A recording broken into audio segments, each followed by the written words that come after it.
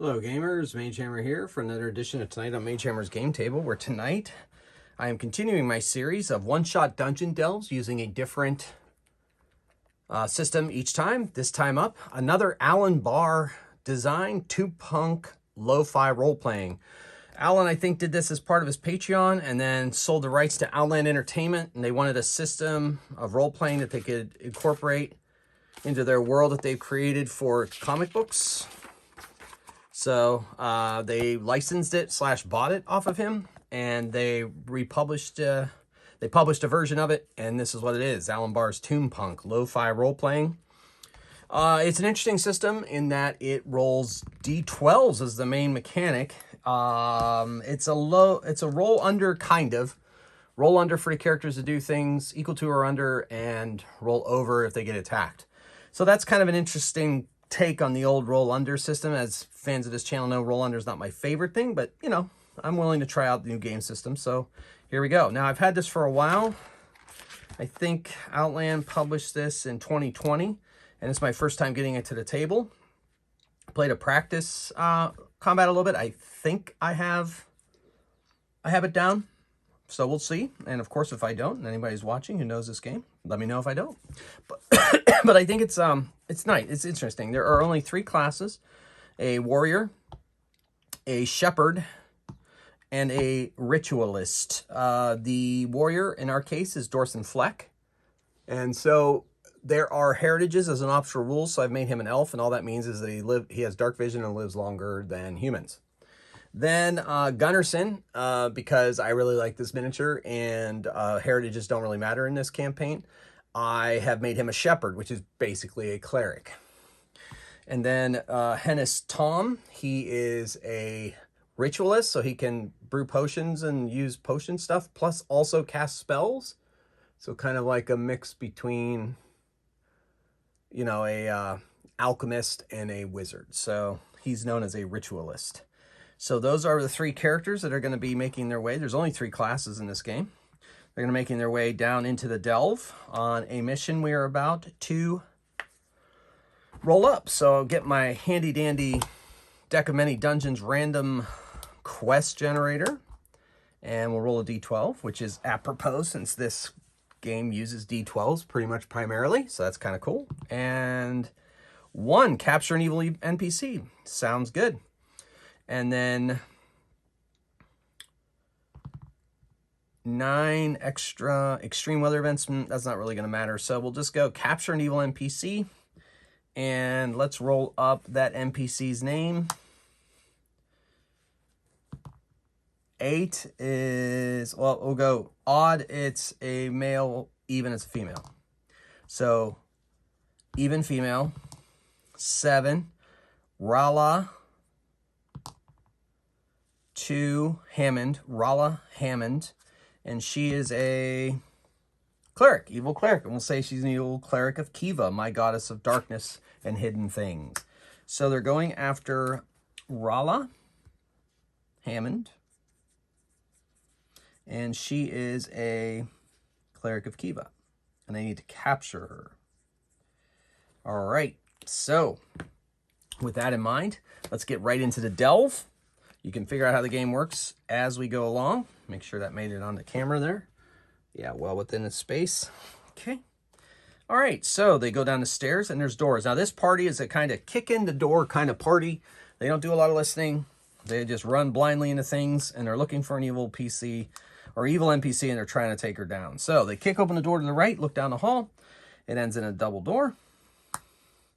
They kick in the door to the north, and it's a hallway that has a door, a couple of doors, and over on the other side is a hallway that leads up to a door. So they say, Hennis is like, well, I can cast a spell, possibly discover which way that she has gone. We know that she has made her way in here, so she couldn't have gotten far. I think that's a great idea. Do it. So he's going to cast a spell. It's going to be locate person. It's pretty freeform. He has familiarity with her. He knows, he has a good description of her. He's never met her, though.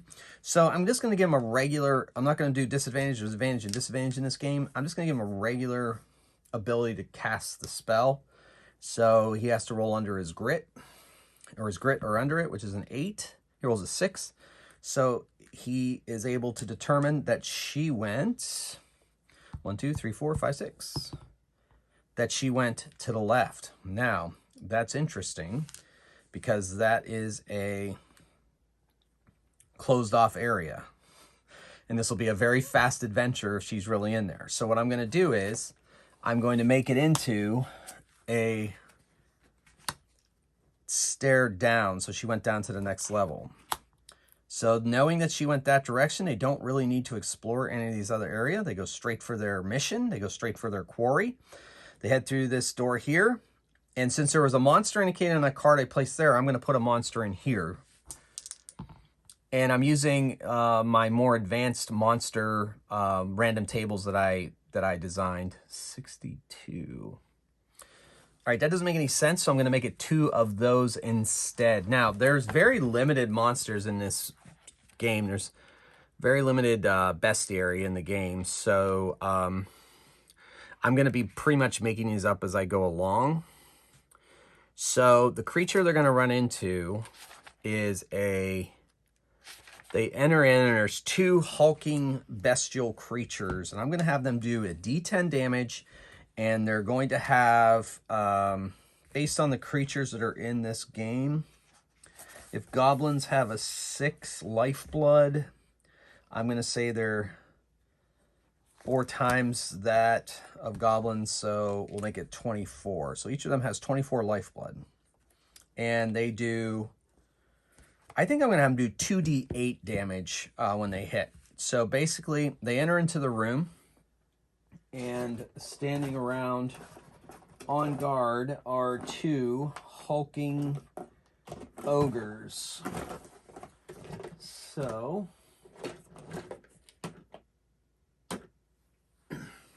they're standing in front of the stairs leading down, and our party enters in. And they're up on a ledge, so the ogres can't really go after them immediately. They can't charge them, or they can, but they'll have to jump up, so whatever. But so we're going to roll initiative. Initiative in this game is if they have to make a deft, D-E-F-T, deft test. If they make that test successful, they go before the monsters. If they don't, after. So, just Dorson is first. The other 2 are after the ogres. So Dorson, he doesn't waste any time. He jumps down, rolls up, and heads for the first ogre and attacks with his sword, and he's wielding it 2-handed, which increases his damage die. And he rolls, way off. So he rolls under his might, which is a 7, and he smacks this thing, and he does a d12 damage. Now, there is armor reduction in this. I'm going to say they have light armor, so that reduces 3 hit points. So this thing takes 4 hit points. Okay? Then the ogres. So ogre smash. So both of them are going to move up on Dorson since he's down there, and they're going to attack. Now, they attack, and they have to roll his might or over. And both of them roll, or deftness. They both roll over his deftness. I'm pretty sure it's that or over. Maybe it's just over. Let me double check. I assume it would be the same, but you never know. Sometimes defenders in games get a little bit more advantage over aggressors. So, okay. The core mechanic, I want combat. Where's my combat?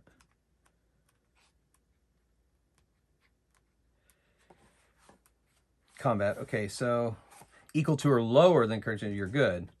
So yeah, they actually have to roll over. So he missed with a 7. He missed. So the one of them hit, the other one missed. So that's 2d8 damage to our... And that's 8 points of damage on Dorson. Now, Dorson has heavy armor and has armor reduction of 5. So actually it only takes 3 hits. So Dorson... has currently 17 lifeblood, and he is taking 3. So he's down to 14 lifeblood. Okay. Next up is not finally, but our other 2. Now, Gunnarsson is going to jump down and move up on this other ogre and attack. So Gunnarsson has a d6 damage with his mace. And he's wearing heavy armor and a shield, so he has good damage reduction. And his might is 5, and he needed a 4, so he got a 4, and he did 1 damage. So the armor reduction of the ogre absorbs that, and he does no damage. Then we have... Oh, wait, I'm sorry. That was Gunnarsson. Darn it. Gunnarsson rolls a d8. Let me try that again. He's going to attack with his might. He hits. He does 7 damage. That's much more like it. So that's 4 damage on the other ogre off its lifeblood. Now we go to Hennis Tom. Now Hennis is going to fire off a bolt at the ogre fighting the shepherd Gunnarsson, but he wants it to do 2d6 damage, so he's going to roll with disadvantage.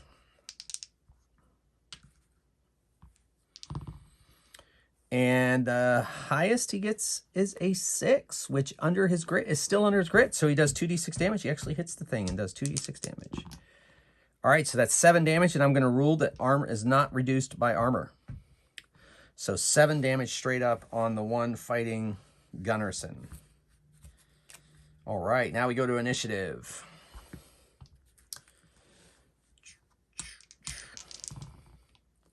Oof. So, okay, good. So Gunnarsson and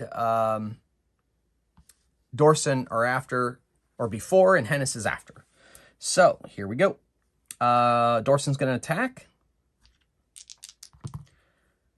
He gets a 2. That's a hit. He does 6 damage. 3 off of that, so 3 more damage to that creature. 17 off that ogre. It's a 17, I mean. And then Gunnarsson's going to attack. He hits as well for another 7, which takes another 4 damage off of that guy. And Gunnarsson's like, tell us where she is, and we shall let you live. And they're like, who? And then, so this one's going to swipe down at Gunnarsson. This one's going to attack Dorson. So, orange on Dorson, the black one on Gunnarsson. Orange missed. Missed. Both of them missed. Excellent. So big swipes with their weapons, their big axes, and they miss. And now we're on Hennis. Hennis is going to do the same thing. Roll with disadvantage. And once again, gets the spell off and does 2d6 damage on the same one. And does 5 more damage. I'm going to rule that that is not reduced by armor. Okay. Cool. Initiative.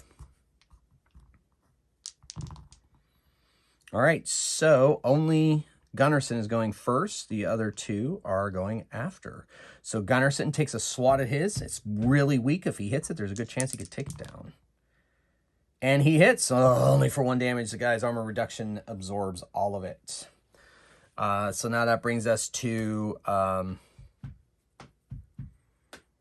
the ogres. 1 on Gunnarsson and 1 on Dorson. So orange is Gunnarsson, and Gunnarsson has a 5 deafness, so he gets hit, and Dorson has a 7 deafness, so he gets hit. So they both get hit. So 2d8. So first on Gunnarsson, 11 minus 5 is 6. So Gunnarsson is at 9 hit points left. And then attack on Dorson, 9, 5's his reduction.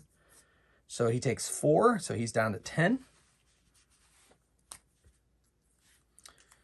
And now Hennis gets to attack. And Hennis it's worked for him so far, so he's going to do the same thing. Fire off a spell at the one fighting his friend Gunnar. Ooh, he's got to use a better one. He missed. His spell is not successfully cast. So that brings us to initiative. And Dorson goes before, and Hennis. goes before, and Gunnarsson goes after. So Dorson attacks. He needs a 7. He hits. He does 4 damage. At +3. I'm sorry, but not adding the +3, darn it. So 7, so that's 4 more damage to his opponent. The guy just got lucky, I guess, because I can't do math properly. All right, so he does 7 minus 3 is 4. Yeah, so yeah, 13. And Gunnarsson Hennis attacks. Same thing. I'm just going to use a regular spell this time at the one on his friend Gunnarsson. And he fails the roll and misses. He's not able to get the spell off. So, oh well, the ogres are going to attack. Same thing as before. Gunnarsson has a deafness of 5, so he's hit.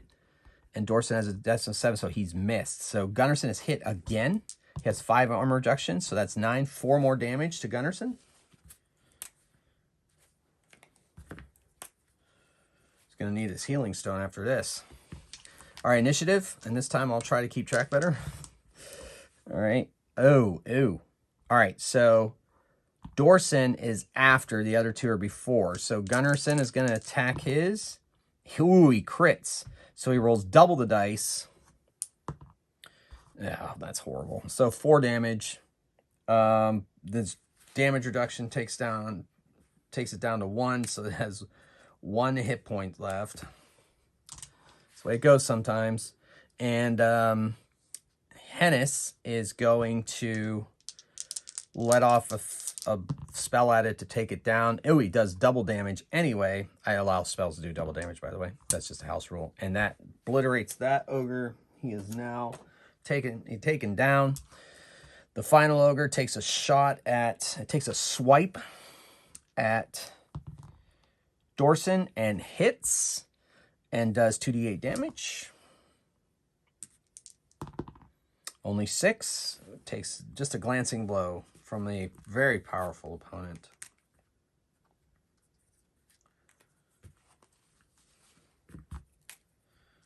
All right. Initiative. Will he be able to take the ogre down in time? So both Hennis and Dorson get to attack first, Gunnarsson last. So Dorson does it. He takes an attack. Oh, he missed. And Hennis lands off a spell and hits for 6 damage. So wounds the thing, but it is still up. And then it swats at Dorson and misses. And then Gunnarsson comes swooping in to the aid of his friend. And he has a might of 7, so he hits. He does 5 damage. And that's reduced by 3. So the ogre is still up. And so that brings us to initiative. All right, so oof. Only Hennis is going first. The other 2 go after. So Hennis fires off a spell and a hits, but only does 1 damage, not reduced by armor. And the ogre swipes at Dorson and hits and does 8 damage, which is reduced to 3. And now Dorson attacks. He misses. And Gunnarsson attacks. And he just hits. He does 8, 3, 5. That's enough to bring down the ogre. So they've defeated 2 ogres.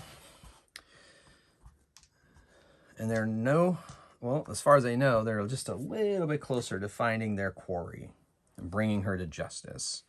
So they go down the stairs, and that brings us to the 2nd level.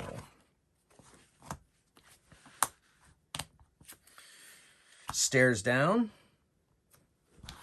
They look left. There's a hallway. They look right. There's another hallway. Okay. I shall cast my spell again. So he casts his spell to see if he can figure out what direction she went. He is successful. 1, 2, 3, she went that way. 4, 5, 6, she went that way. She went to the right. She went this way. They make their way down the passageway, and they come around the corner, and there's monsters. Let's see what they are. 16. Okay. So, standing there, they don't see their opponent. So they make their way, and then suddenly they are ambushed. I'm going to say that these creatures are able to successfully ambush them. So I have a couple of these minis. I don't use them very often, and so that means I probably won't be able to find them. So instead I'm going to use some proxy minis, but you get the idea.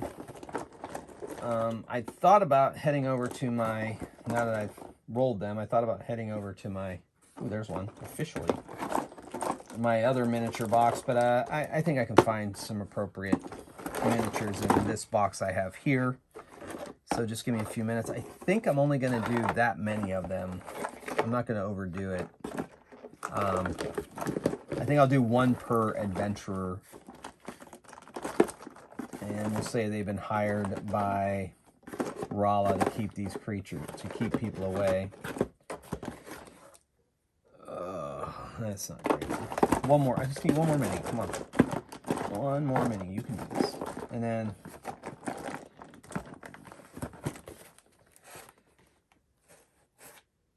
okay. I will look in another box. I have an idea for one.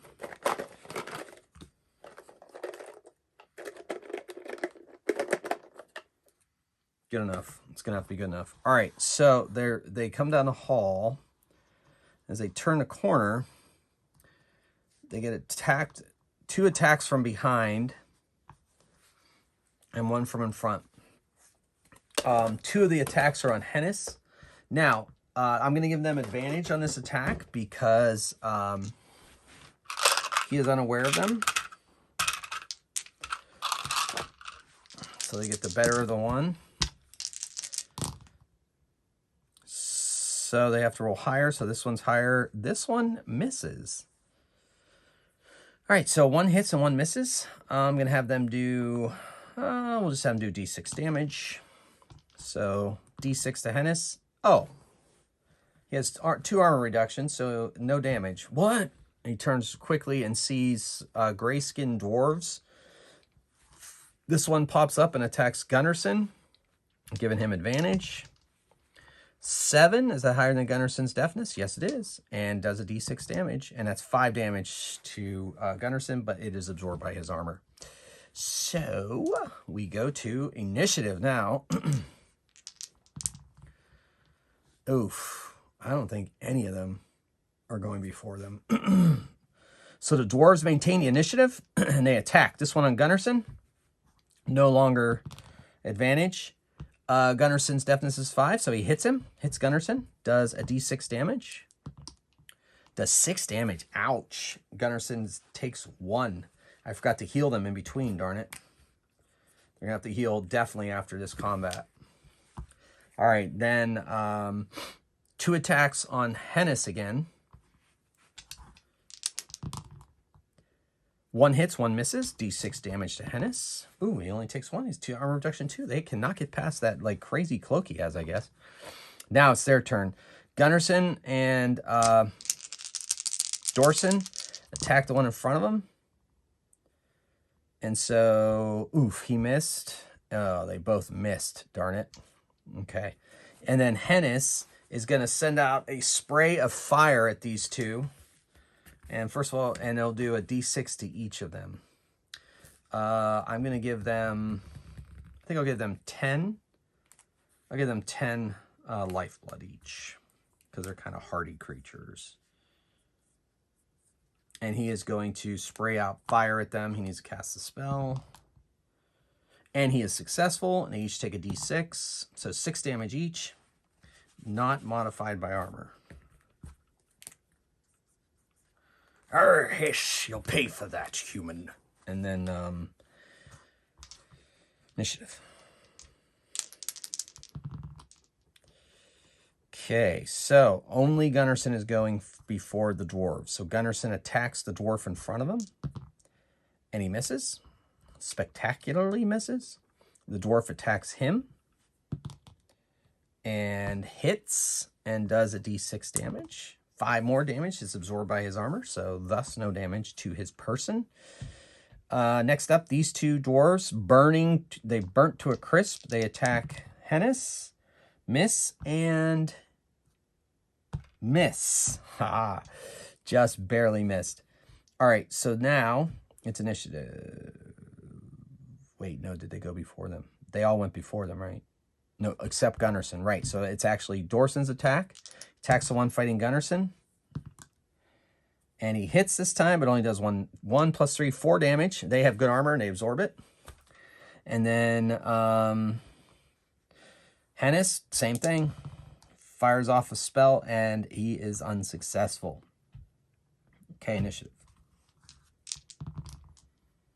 All right, so Gunnarsson and Dorsson go before the dwarves. He goes after.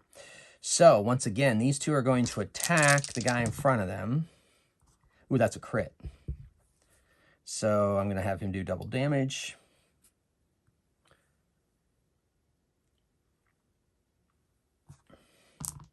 So, he's a 6 and a 3 is a 9. They absorb 5 damage. So, he takes 4 damage, this guy in front.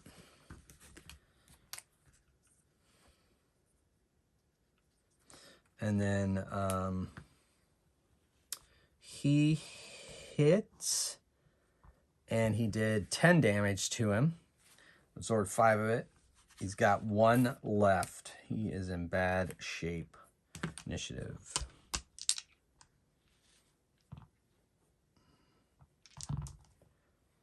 Oof. So Gunnarsson goes after. Dorsson and Hennis go before. Dorsson attacks. He misses, gosh darn it. And then Hennis tries his fire spray again. He fails. And now the creatures attack. The dwarf attacks Gunnarsson. Hits, does a d6. Absorbs it all. Then the other two attack Hennis. Deafness 6, so neither of them hit. He's getting lucky. He is getting lucky. Nice. Now, now it's his turn, right? Or no, it's Gunnarsson this time. So Gunnarsson attacks and misses. Okay, initiative. Man, they all go after the creatures. So that's a bummer. So the Dread Dwarves attack. One attacks Gunnarsson. Hits. Ooh, crit. 2 damage. 2d6 damage. So that's 8 damage. He absorbs 5 of it. He's down to 1 hit point. He's going to have to try to heal himself. Or use his healing stone. He may have to do that on this round. Okay, the other two attack Hennis. Ooh, 1 hits, 1 misses. And that's a 1 damage. His armor absorbs it. Now, Gunnarsson is going to use a healing stone. D6 plus 1, 6. So he gets that much back. He heals himself. That's his action. And Dorsson attacks. And he hits. And he only does 6 damage. But it's just enough to take this particular creature down. This Dread Dwarf. And then that brings us to Hennis. Hennis wants to do extra damage. So he's going to roll with disadvantage as he casts the same spell he's been casting. And I guess the 9 is it. And his grit is 8. So he is unable to cast the spell effectively. So no go on that initiative. Oh my goodness. So only Hennis is going before the Dread Dwarves. So Hennis unleashes the same thing. He's going to try to do disadvantage. Oh, nope. Nope. Not even close, bud. And then Gunnarsson moves up on this one and attacks. I think it's Gunnarsson, or was it Dorsson? We'll call it Dorsson. Dorsson moves up and attacks. He misses. And then the dwarves attack. One on Gunnarsson. The orange one on Gunnarsson, the black one on Hennis. Hit and hit. Both are hits. The black one on Gunnarsson, or the black one on Dorson, and the white one on Hennis. Ooh, 6? Oh, 6 on Dorson, so he takes a point. And, yeah. 1, but that's absorbed, so no damage there. Initiative. Or Gunnarsson not act? They're in the hall, so you can't get to him. How's that? All right, so Gunnarsson goes after again. So put him on that side. Hennis goes before, and Gunnarsson, or Dorson goes before. So Dorson attacks his guy. He misses. Okay. And Hennis is going to just bolt the guy in front of him for a d6. No disadvantage or anything. And he fails. And so the Dread Dwarves attack, encouraged by their inability to kill them. The one on Dorson is orange. And he misses Dorson, and they miss Hennis. All right. Now it is Gunnarsson's attack. Gunnarsson is going to heal. He's going to attempt to heal with his powers Dorson. And he fails. So, wow, Gunnarsson's hitting a dry spot here. Initiative. All right, so Gunnarsson once again goes after. Dorson goes before, as does Hennis. So Dorson attacks the guy in front of him and misses, if you can believe it. And Hennis tries a bolt, and he is unsuccessful casting a spell. He's just getting concentration thrown way off. And then Gunnarsson does nothing while the Dread Dwarves attack. So black on Dorson and orange on Hennis. So he hits Dorson, misses Hennis.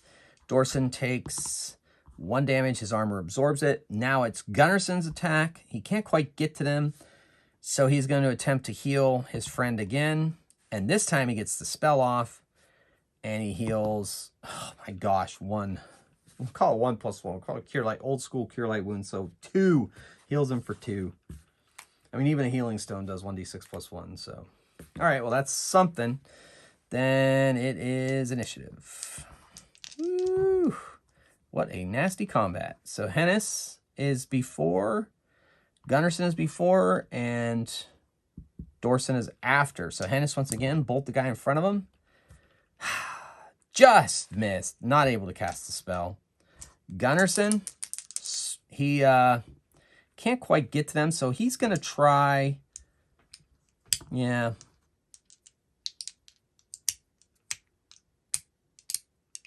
He can't quite get there. He's going to try to heal his friend again.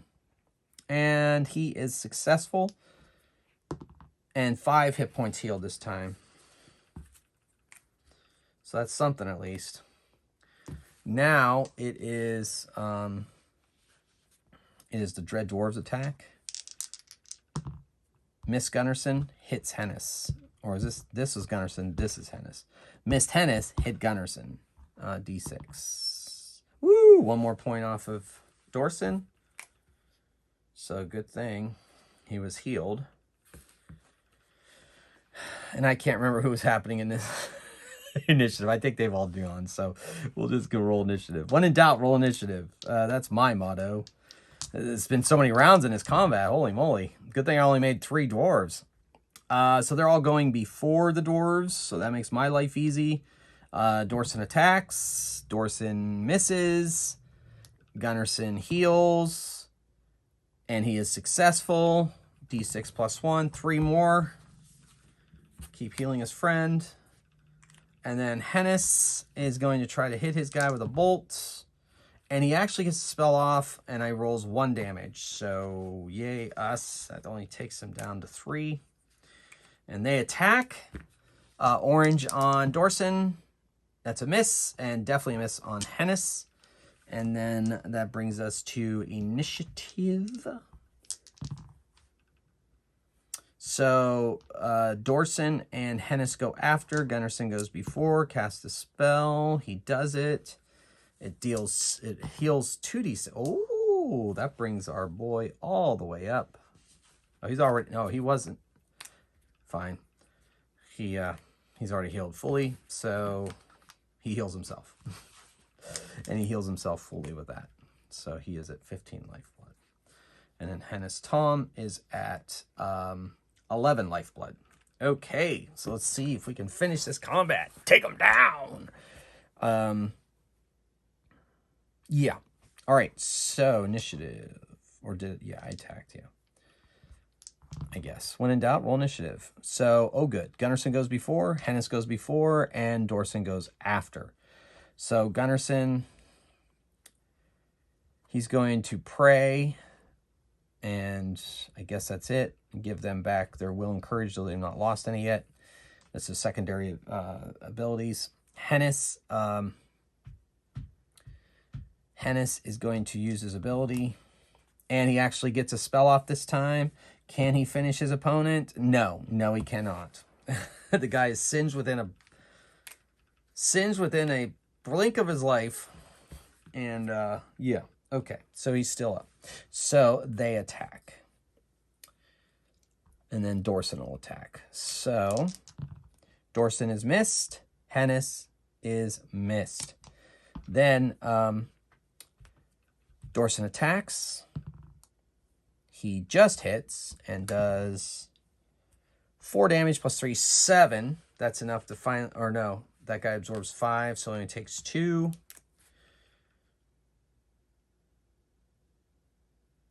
So he's there. So we're going to try something tricky. Mix this up a little bit. Gunnarsson says, back move, and so he and Dorson go first. So he shuffles in front of Hennis and attacks and misses. So he was put off balance. And then Dorson attacks and hits. And, oh my goodness. So 7-2. So that's enough to finally take down his Dread Dwarf. And the other Dread Dwarf is furious and continues to fight. And attacks Gunnarsson this time. And misses. And then Hennis fires off a bolt at the guy. And misses, of course. And then initiative. Woohoo! All right, so they're all going before the Dread Dwarf. So Hennis gets his spell off, double damage, and that's right through the dwarf's head. It's done. Whew! What a battle! All right, so they make their way down the hall, continue on their way, and comes to here. They go into those doors. They don't find anything. We'll see what they find. D10 content. So in this room, they find 1d6 dirty bedrolls. And in this room, they find tattered clothing. They continue down the hall.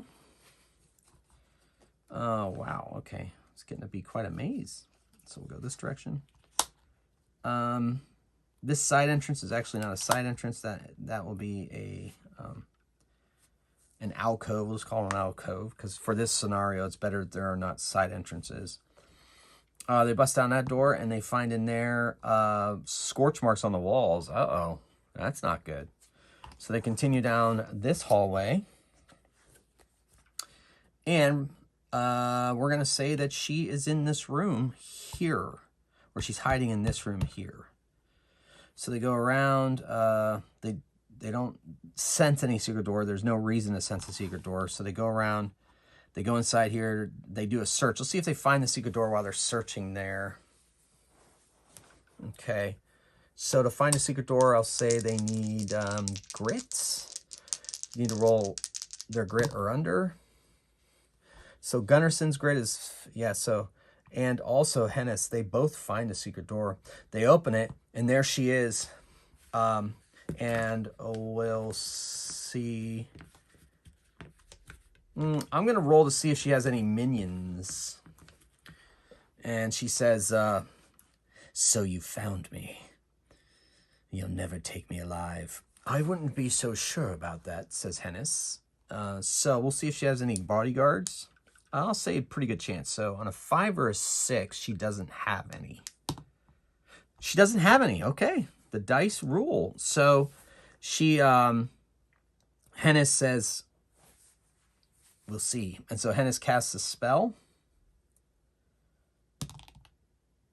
And it goes off. And he is going to put her to sleep. But I'm going to give her, I guess, the equivalent of a saving throw. And she has to, I'll say her grit, she has to roll, she rolls her grit or lower, and I'll say she has a 7 grit, then she is still awake. So she manages to blast off the spell, and she casts a spell of her own. We're going to call it Smite, just because I can. And she tries to smite Hennis. And she is going to use disadvantage because she wants it to do some damage. And, wow, good thing she used disadvantage because that would have been double damage. So 2d6 smite damage to Hennis. Ah, he screams out in pain. And it ignores armor. Ugh. And so he, the other two say, we're going to attack. So they go to attack, but they're going to try to subdue her. So we're going to roll initiative and see how this goes. Everybody but Hennis. Hennis goes last, and those two go, and then she. So they're going to move up on her, and they're going to attack her. I guess I could have a mini out for this. And we'll say she is a, yeah, there we go. There's your evil cleric of Kiva. And so she meets them in battle.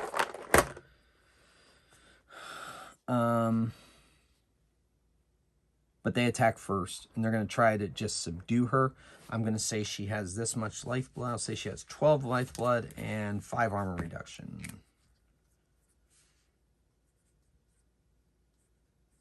Okay, see what happens. So they both attack.